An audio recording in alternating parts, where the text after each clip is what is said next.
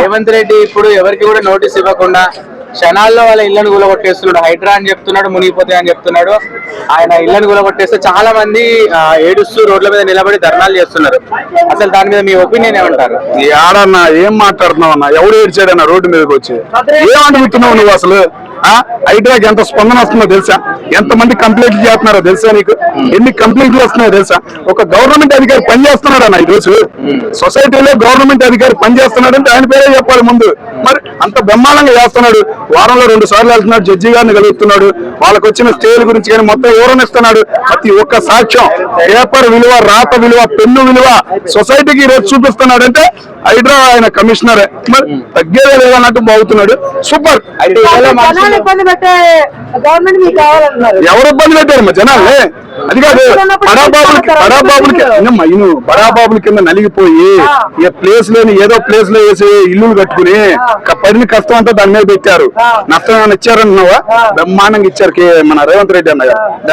ఆ బిల్డింగ్ ఎంత నష్టం ఏంటి అనేది మొత్తం వేస్తున్నారు, స్పాట్ లో ఇస్తున్నారు. ఇంకేం కావాలి? స్పాట్ లో ఇచ్చారు. అరే నేను చెప్తున్నా కదా, మా కూరబట్టిన రోజేమో బండబూతులు తిట్టారు, డబ్బులు ఇచ్చిన రోజేమో పోయారు. 2 వీడియోలు ఉన్నాయి నా దగ్గర. మరి కూలగొట్టిన రోజు బండబూతులు తిట్టారు, నువ్వు రావురా నాయన శాపనార్థాలు పెట్టారు. మళ్ళీ డబ్బులు ఇచ్చేప్పుడు దేవుడు అయ్యా అంటున్నారు. మరి 2 చూసాం మనం. ఇవ్వనాళ్ళు దెయ్యం కూలగొట్టిన రోజుకు ఒకసారి కూలగొడుతున్నారు.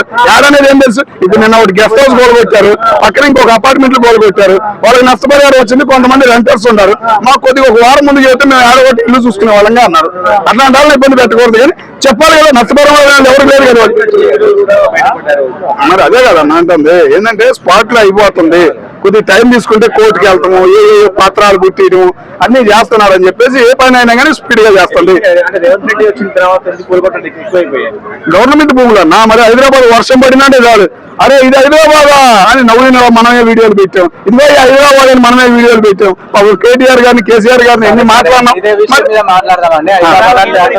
ఇప్పుడు ఎలా వస్తాయి నీళ్ళు? చెరువులు చూడు, కోరపల్లి చెరువు చూసావు నువ్వు, కోరపల్లి పార్క్ చూసావా నువ్వు, దుర్గం చెరువు చూసావా నువ్వు? ఏమన్నా నువ్వు? కృష్ణాలో ఎవరో గుంట ఉందన్నా పోతారు బయటికి. అరే మొన్న కాలువ చూసావు కదా, ఓపెన్ చేశారు. అది మొత్తం కూలగొడుతున్నారు 2 బిల్డింగ్లు. నీకు తెలియదు అసలు విషయం? అర్థమవుతుందా? దాని పక్కన ఉన్న గుంట మొత్తం తీసేశారు ఆల్రెడీ. ఓకేనా? అది కూడా లైన్ అయ్యింది.